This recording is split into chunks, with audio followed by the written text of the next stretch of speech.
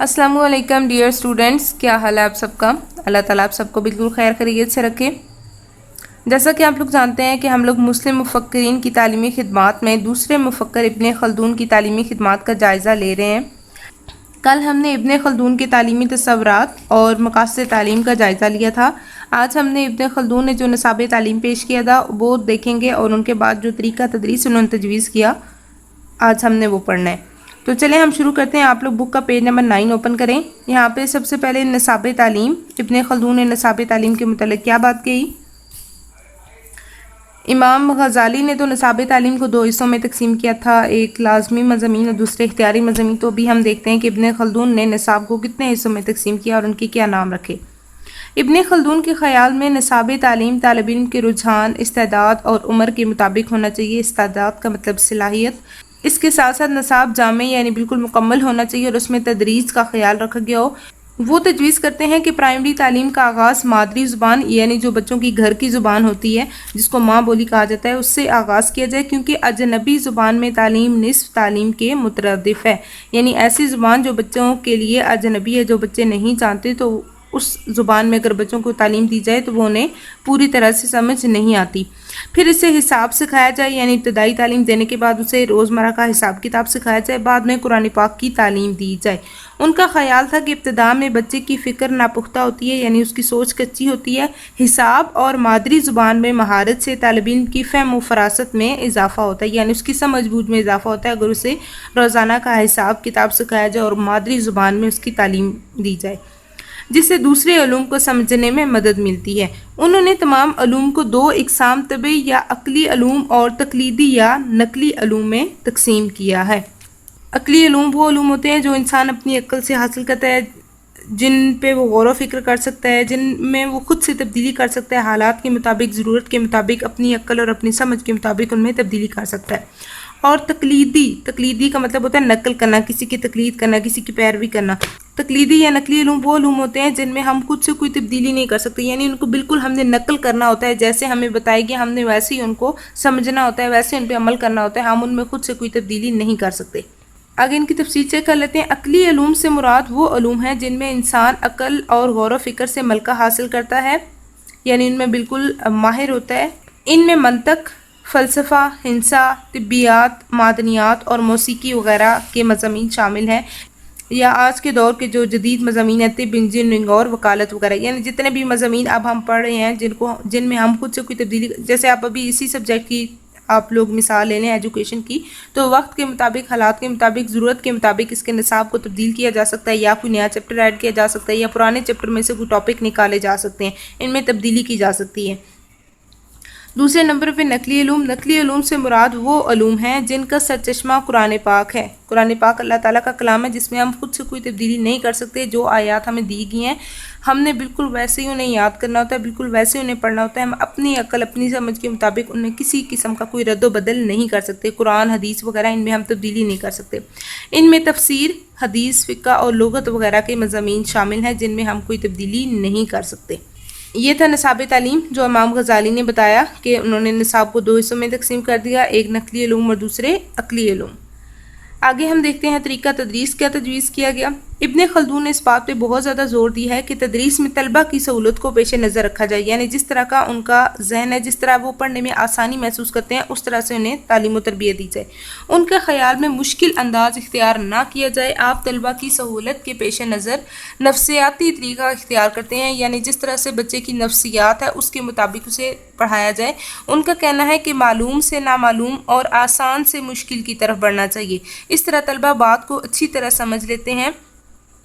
तदरीस में बेहतरी के लिए उन्होंने जो तरीके तजवीज़ किए उनमें बिल्कुल नयापन है, यानी वो बिल्कुल नए हैं और आज भी उनकी अफादियत मुसलमा है, यानी अटल है, अपनी जगह कायम है। तो पहला पॉइंट इब्ने खल्दून ने क्या तजवीज़ किया कि तरीका तदरीस जो है बच्चों की नफ्सियात के मुताबिक होना चाहिए। फिर तदरीस का असूल है। तदरीस से क्या मुराद है? दर्जा बदर्जा आगे पढ़ना। ये टॉपिक हम लोग, ये तदरीज का असूल तो इमाम गज़ाली ने भी तजवीज़ किया था। बच्चों की तदरीस में तदरीज के असूल को मद्देनज़र रखना चाहिए। वो तदरीज के असूल के कायल हैं और तदरीस को मौसर बनाने के लिए निसाब को 3 अदवार में तकसीम करने के कायल हैं, यानी 3 अदवार में 3 हिस्सों में उसे 3 दर्जों में तकसीम करते हैं। ان کا خیال ہے کہ پہلے دور میں علم رفتہ رفتہ اور تھوڑا تھوڑا ذہن نشین کروایا جائے، یعنی شروع میں بچوں کو تھوڑا سبق دیا جائے، ہر بات کے جو بنیادی اصول ہیں وہ طلبہ کو ذہن نشین کروائے جائیں، دوسرے درجے میں کچھ اونچی سطح کے مسائل زیر بحث لائے جائیں، اور تیسرے درجے میں علم اور فن کی تدریس تو ابتدا سے کی جائے، لیکن اس دور میں کسی مسئلے کو بغیر مکمل تشریح کے نہ چھوڑا جائے۔ اس دور میں طلبہ کو فن کی باریکیاں بتائی جائیں، مکمل طور پہ انہیں ذہن نشین کروا دینی چاہیے، کیونکہ تیسرے دور میں فن کو سمجھنے کی خاصی صلاحیت پیدا ہو چکی ہے۔ تدریج کے اس اصول کو دیکھا جائے تو ہمارا جو موجودہ نظام تعلیم ہے وہ بھی انہی 3 اصولوں پہ ہے کہ پہلے ابتدائی تعلیم ہے، پھر آپ کی ثانوی اور پھر اعلیٰ سطح کی تعلیم ہے۔ جس طرح سے ابتدائی تعلیم میں آپ کو بالکل ابتدائی تعلیم دی جاتی ہے، ابتدائی فن آپ کو سکھایا جاتا ہے، بنیادی اصول آپ کو بتائے جاتے ہیں۔ پھر جو دوسرے سطح کی تعلیم ہے اس میں آپ کو ذرا زیادہ مسائل جو ہیں وہ زیر بحث لائے جاتے ہیں، اور تیسرے درجے میں جو بھی ایک اپنے علم یا ایک فن آپ حاصل کرنا چاہتے ہیں اس کو مکمل تفصیل سے آپ دیکھتے ہیں، اور اعلیٰ سطح کی جو تعلیم ہوتی ہے وہ صرف آپ کا جو ایک اسپیسیفک سبجیکٹ، ایک فن جو آپ چوز کرتے ہیں اسی سے ریلیٹڈ ہوتی ہے۔ نیکسٹ دیکھتے ہیں جی بحث و مناظرہ کا طریقہ۔ علامہ رٹا بازی کے سخت خلاف ہیں، یہ اگر آپ کو یاد ہو تو یہ ٹاپک بھی ہم امام غزالی والے جو ہے طریقہ تدریس اس میں پڑھ چکے ہیں، کہ انہوں نے کہا تھا کہ بحث و مناظرہ کا طریقہ اپنایا جائے، یعنی جو رٹا بازی ہے اس کے خلاف انہوں نے بات کی تھی۔ علامہ رٹا بازی کے سخت خلاف تھے، وہ چاہتے تھے کہ طلبہ میں سوجھ بوجھ اور غور و فکر کی صلاحیت پیدا کی جائے، جس سے وہ مسائل زندگی حل کرنے کے قابل ہو سکیں۔ اس مقصد کے لیے وہ سفارش کرتے ہیں کہ کلاس میں بچے بحث و مناظرہ کا طریقہ اختیار کریں، یعنی سوال و جواب کا طریقہ اختیار کیا جائے۔ اس طرح ان کا خیال تھا کہ طلبہ میں سوچنے سمجھنے کی صلاحیت پیدا ہوتی ہے اور وہ اپنے مسائل کو حل خود تلاش کرنے کے قابل ہو جاتے ہیں۔ حصول علم کے لیے سفر کی اہمیت۔ ابن خلدون حصول علم کے لیے سفر کو بہت اہمیت دیتے ہیں، یعنی آپ کے دور میں جو اعلیٰ تعلیم کے ادارے تھے وہ بہت کم تھے اور عموماً دور دراز کے شہروں میں واقع تھے۔ اعلیٰ علوم کے حصول کے لیے سفر اختیار کرنا ضروری تھا، یعنی یہ ضروری تھا کہ جو اعلیٰ تعلیم حاصل کرنا چاہتے ہیں انہیں دور دراز کے شہروں میں جانا پڑتا تھا۔ ابن خلدون ایسے سفر کو اہمیت دیتے ہیں اور مستحسن یعنی نیک اور اچھا خیال کرتے ہیں۔ ایک وقت میں ایک فن پڑھایا جائے، یہاں تک حصول علم کے لیے سفر کی اہمیت۔ اور نیکسٹ ابن خلدون نے کیا مزید جو طریقہ تدریس بتائیں وہ کیا ہے کہ ایک وقت میں ایک فن پڑھایا جائے، اس میں پختگی کے بعد دوسرا علم یا فن سیکھا۔ یہ دیکھیں یہ وہی سارے مقاصد تعلیم اور سارے طریقہ تدریس بالکل ریپیٹ ہو رہے ہیں، کیونکہ سارے مسلم مفکرین تھے اور سب کی تقریباً جو مقاصد تعلیم تھے وہ ایک جیسے تھے۔ تو یہاں پہ بھی بات ہو رہی ہے کہ ایک وقت میں ایک فن پڑھایا جائے، یعنی بچے کو پہلے ایک چیز کی تربیت دی جائے اور اس میں جب وہ پختہ ہو جائے، جب وہ بالکل اپنے فن میں ماہر ہو جائے، اس کے بعد اسے دوسرا علم یا فن سکھایا جائے۔ طالب علموں کے لیے نرم رویہ اختیار کیا جائے، یعنی ان پہ سختی نہ کی جائے، ان سے سختی نہ کی جائے بلکہ شفقت اور ہمدردی کا برتاؤ کیا جائے۔ اگر آپ کو کچھ یاد ہو تو امام غزالی نے بھی سخت ناگزیر حالات میں انہوں نے 3 چھڑیوں کی بدنی سزا کی اجازت دی تھی، یعنی بچوں پہ سختی سے انہوں نے بھی منع کیا۔ آگے ابن خلدون تعلیم کے لیے طلبہ کو سزا دینے کے خلاف ہیں، ان کے خیال میں طلبہ کو سزا دینے سے وہ شرف انسانیت سے گر جاتے ہیں۔ علامہ ابن خلدون رٹا بازی کے خلاف ہیں، وہ اس بات پہ زور دیتے ہیں کہ سبق طلبہ کے سامنے سادہ اور عام فہم زبان میں پیش کیا جائے جو ان کی ذہنی سطح کے مطابق ہو، تاکہ وہ سبق کو رٹنے کے بجائے سمجھ کر ذہن نشین کر لیں، اور رٹے بازی سے بچے کی ذہنی تربیت پہ اچھا اثر مرتب نہیں ہوتا، یعنی اچھا اثر نہیں پڑتا۔ یہ تھے ابن خلدون کی طریقہ تدریس، جو تقریباً ہم امام غزالی کا جو طریقہ تدریس تھا جب اس کو ہم نے پڑھا تھا تو تقریباً یہی طریقہ تدریس بتایا گیا تھا۔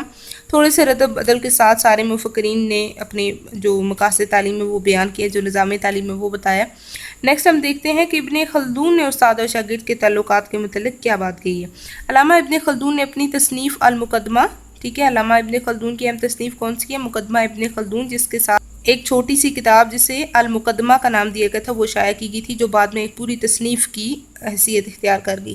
المقدمہ میں ایک پورا باب اس بات پر لکھا گیا ہے کہ شاگردوں پر سختی کرنا ان کے لیے مضر ہے، یعنی نقصان دہ ہے۔ وہ لکھتے ہیں کہ استاد کی سزا سے شاگرد شرف انسانیت سے گر جاتا ہے، وہ جھوٹ بولنا شروع کر دیتا ہے اور سزا سے بچنے کے لیے چالاکی اور عیاری سے کام لیتا ہے۔ آپ استاد کو نصیحت کرتے ہیں کہ وہ شاگردوں سے شفقت اور محبت کا سلوک کریں، ان پر سختی نہ کریں۔ افہام و تفہیم یعنی سمجھ بوجھ کی فضا میں آزادی اظہار رائے، یعنی بچوں کو اپنے خیالات کے اظہار کا حق دیا جائے، انہیں موقع دیا جائے کہ وہ جو سوال کرنا چاہتے ہیں یا اپنے جو خیالات بتانا چاہتے ہیں وہ بتا سکیں۔ آزادی اظہار رائے کے مواقع فراہم کریں۔ اس سلسلہ میں وہ بحث و مناظرہ کو بہت زیادہ اہمیت دیتے ہیں۔ وہ طالب علم کے لیے متوازن نشو و نما کی غرض سے جبر و تشدد کی سختی سے ممانعت کرتے ہیں، یعنی بچوں کو مار پیٹ کی سخت ممانعت کرتے ہیں، مخالفت کرتے ہیں، منع کرتے ہیں۔ وہ فرماتے ہیں کہ تعلیم حاصل کرنا طالب علم کا فطری تقاضا ہے۔ یہ بات بھی ہم پہلے پڑھ چکے ہیں جہاں ہم نے المقدمہ جو ابن خلدون کی تصنیف ہے ان میں بیان کیے گئے موضوعات کا ایک خلاصہ ہم نے پڑھا تھا تعلیمی تصورات میں، وہاں پہ ہم نے یہ بات پڑھی ہے۔ طالب علم پر سختی کے منفی اثرات مرتب ہوتے ہیں۔ آپ کے تعلیمی تصورات میں طالب علم کو مرکزی حیثیت حاصل ہے۔ اس کی تعلیم و تدریس کے سلسلہ میں نفسیاتی طریقوں پر عمل کرنے کی تلقین کرتے ہیں۔ یہاں پہ ہمارا یہ ٹاپک بھی ختم ہو گیا۔ ابن خلدون کا جو نظام تعلیم ہے وہ ہم بالکل تفصیل سے پڑھ چکے ہیں۔ آج کے لیکچر کے میں آپ کو امپورٹنٹ کویشچن بتا دیتی ہوں۔ یہاں پہ سب سے پہلے نصاب تعلیم میں آپ نے یہ چیز ذہن میں رکھنی ہے کہ ابن خلدون نے نصاب کو کتنے حصوں میں تقسیم کیا تھا؟ 2 حصوں میں، نقلی علوم اور عقلی علوم۔ تو ان کی تعریف کیا ہے؟ نقلی علوم کون سے ہوتے ہیں، عقلی علوم کون سے ہوتے ہیں؟ یا پھر اگر کویشچن آ جاتا ہے کہ طبعی یا تقلیدی علوم کا کیا فرق ہے، تو آپ کو پتہ ہو کہ طبعی عقلی علوم ہے اور تقلیدی جو ہے وہ نقلی علوم ہے۔ آپ نے یہ فرق ذہن میں رکھنا ہے۔ نیکسٹ اگر طریقہ تدریس میں دیکھیں تو یہ حصول علم کے لیے سفر کی کیا اہمیت بیان کی گئی ہے، یہ آپ نے یاد کر لینا ہے۔ یا پھر بحث و مناظرہ کا طریقہ، یہ جتنے بھی ہوتا ہے نا، آپ ہر لیکچر میں آپ کو یہ کہتی ہوں کہ آپ نے کوئی چیز چھوڑنی نہیں ہے، کیونکہ آپ کا جو شارٹ کویشچنز وغیرہ بنتے ہیں نا یا MCQs، تو وہ کہیں سے بھی بنائے جا سکتے ہیں۔ آپ آج کا بھی لیکچر دیکھیں اور پیچھے بھی، یعنی یہ پورا ٹاپک آپ ابن خلدون والا غور سے دیکھیں۔